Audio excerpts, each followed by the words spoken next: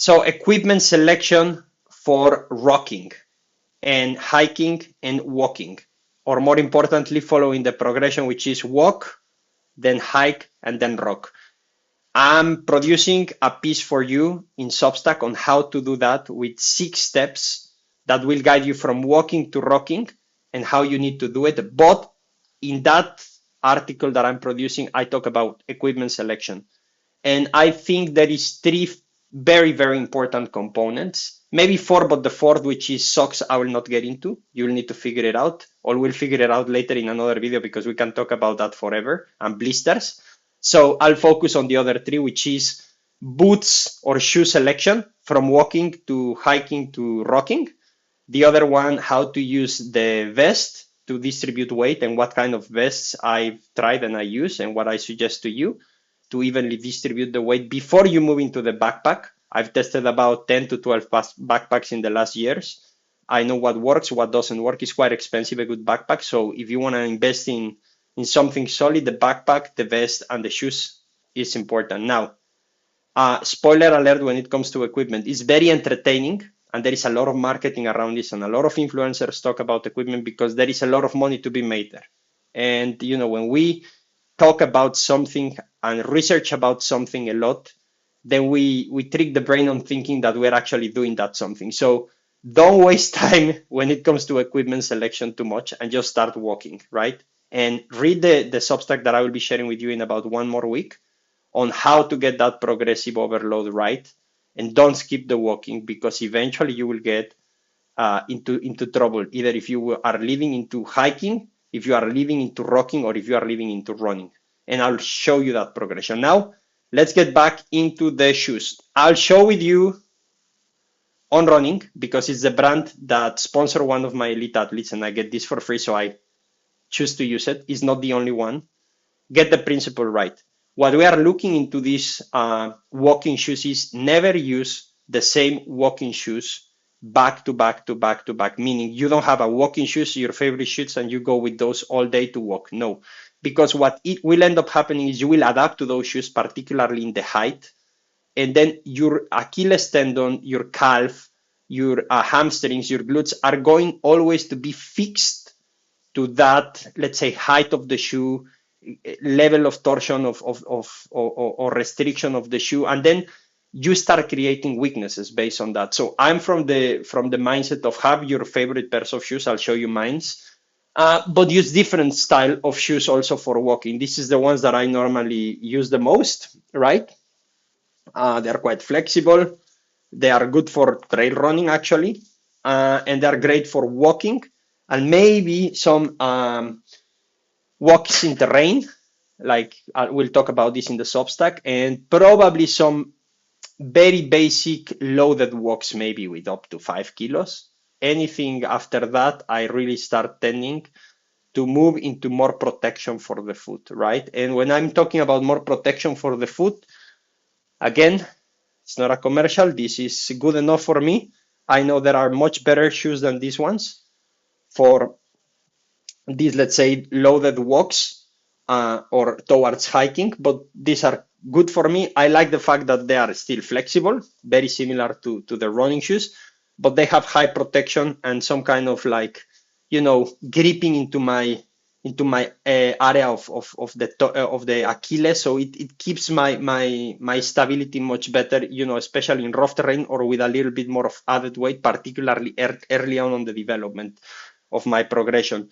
So I use these ones. Now, when I move into more like real hiking or actual rocking, that's where I shift completely to more like a military style boot. These are actually, I think, the military boots. These are Garmont. I think they're made in Italy. And I think the Rangers in US tend to use this. There is not a lot of military units that use this in Europe. I think the Italians are one of them. But I mean, you still find this completely flat. Important, spoiler alert again. I am 100% flat feet and wide feet. I've choose the maybe difficult or stupid path, if you wish, of not actually wearing any orthotics in cycling and running for my entire career, and I've been doing this for about 2 decades. it's been challenging, but it forces me to develop that strength in a very natural way. And sometimes, I have itches and little pains, but never injuries. Uh, Meaning I don't use orthotics in running, in cycling, or in, let's say, loaded walks up to 5-8 kilos. Now, when we start moving into actual backpacks, rocking, carrying a lot of weight in rough terrain, I need some support like the one I just showed you with a true boot that is completely flat and neutral, but I added these beautiful orthotics, right? Now, if you would ask me, hey, Iñaki, what orthotics do you recommend me? It's very difficult to find because it's not about the company producing the orthotics. It's about the person. You need to find the professional who will have the actual materials and the know-how, but will understand you like a coach. You need to find that expert. I have someone great here in Poland working with like ski jumpers and professional skiers that a lot of like national teams are trying to like steal him. Some runners, high level runners, also work with him for his insults. Like this guy knows his stuff, but you need to find that person because these niche experts are hard to find in bike fitting, in like good coaches, like any real expert. Sometimes they are not advertising themselves a lot because they are fully booked all the time and they don't need actually more clients. This is the case for Alec, this guy who is doing these orthotics. But anyhow, I will put his contact information and the actual materials or brand that he used to produce that. But it's again not about the company, it's about the person that knows what to do with what you have and the right materials and the right companies to put into the product that you will wear. That's about, I think, about shoes. Now, when it comes to boots, especially if I'm going to the mountains, I always having two pairs of boots, even in the hikes, because someone they can break, they can get super wet, and then you need to change socks and also boots. Like it's better to have always two sets of boots, especially if you are going for multi-hours rocking or hikings. In the walking, it's a little bit different because you can always come back home, unless you are also doing like a super long walk. Then take an extra pair of shoes. It's always making sense, an extra pair of socks. Let's move into vest. I'll show you the vest, which is basically a plate carrier that I use for other purposes as well, not only for training loaded. You don't need to go like full digital camo and pockets for magazines and flash grenades. Like you don't need that, right? Unless you do, but I think you will not need that. So I like the military style vests because they are well built. The straps are adjustable.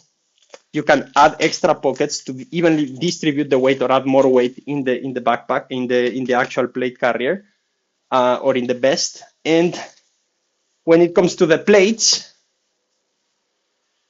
you have different kind of plates, right? Different weights. This is, for example, some training plates. This is about 6 kilo total weight and made out of polymer, so it's actually very comfortable when you are wearing them, right? Here and in the back.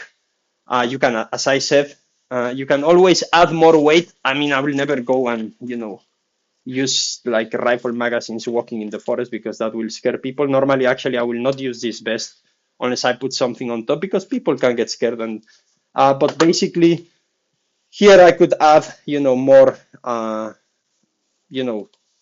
more weight. I have a pocket here in front, so I can put more weight on top. I managed to put about, without actually using ammunition or anything like this, about 12 to 15 kilos. This evenly distributed between, so 7.5 and 7.5.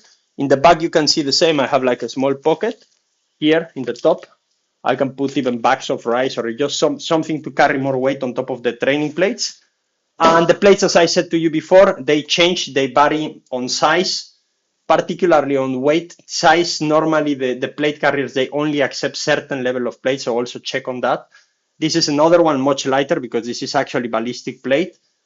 It's about 3.5 kilos total. This one is about double, so let's say around 7. And the ones that I have in the actual plate carrier, which are from ceramic, no, sorry, actually those are ceramic, but they're like about maybe 8 kilos total, because the level of protection is higher. So once again, use what you feel it's better for you. Most of us will only need training plates. They are quite cheap. They are made out of plastic, and you can fit them quite properly. And if you need more weight in your vest, you will only add, rice, or I can do another video on how to pack the vest and how to pack the backpack, because this one is just about equipment selection.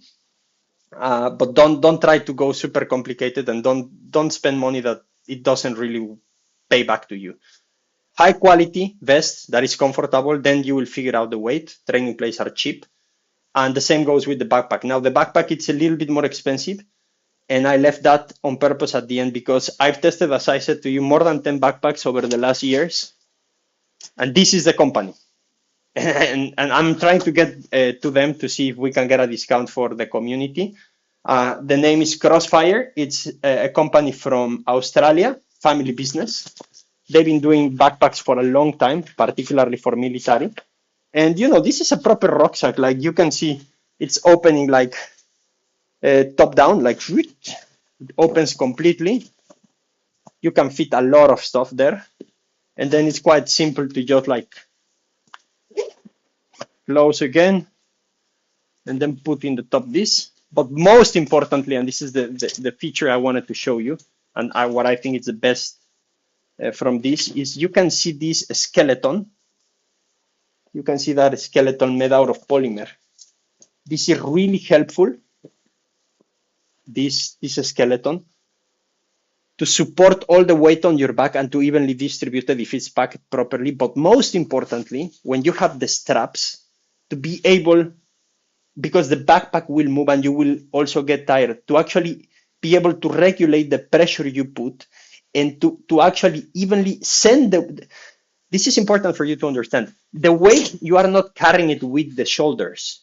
That's a mistake because that will cut your circulation. The weight sits on your hip, right? So you have your hip and the backpack sits here. So when you are wearing the backpack, this is how it will look. I will show you quickly.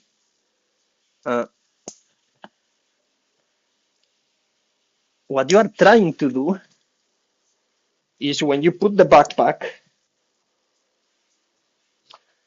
this is very important, this component here, because this will allow you to sit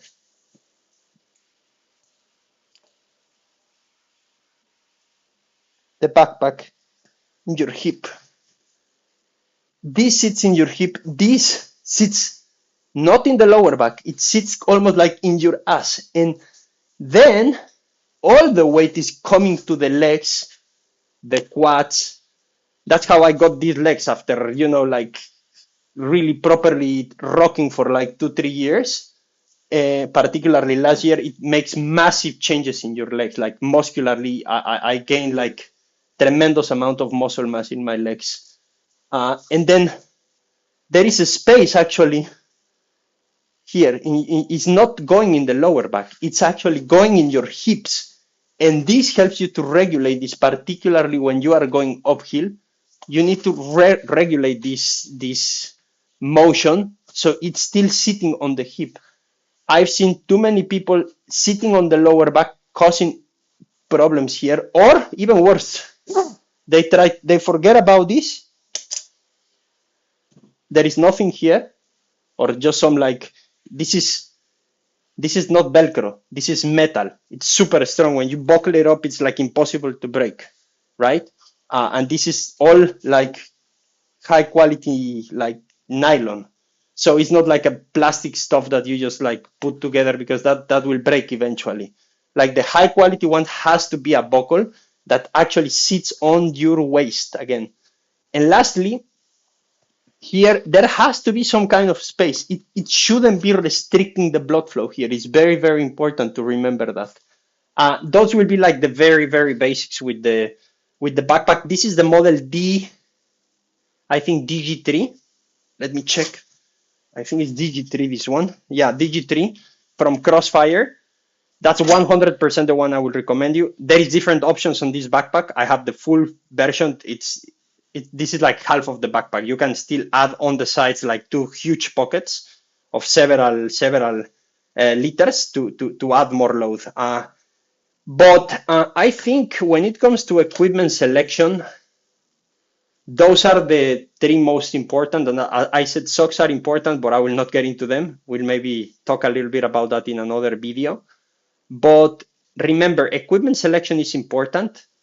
It's entertaining at the same time. The most important thing is to start moving. I'll give you 6 phases. I still have here my development of the article. I'll give you 6 phases and I'll read them to you. We'll start with walking, then we'll walk in terrain, still no added weight. Then there will be loaded walks in the flat. Then there will be loaded walks in terrain. And then we'll start with hiking, loaded or unloaded with more elevation, less elevation, and descent. And we end up with rocking. And all those 6 steps, it's a progression. And all those 6 steps will not take 3 months or even 6 months. It takes a lot of months, if not years, to develop properly. So thinking about what backpack you will be using now, it's a little bit nonsense, right? So don't get into that right now. Get into the forest, into the street, and start walking. I'll get this article ready for you. I hope you enjoyed this video and see you soon.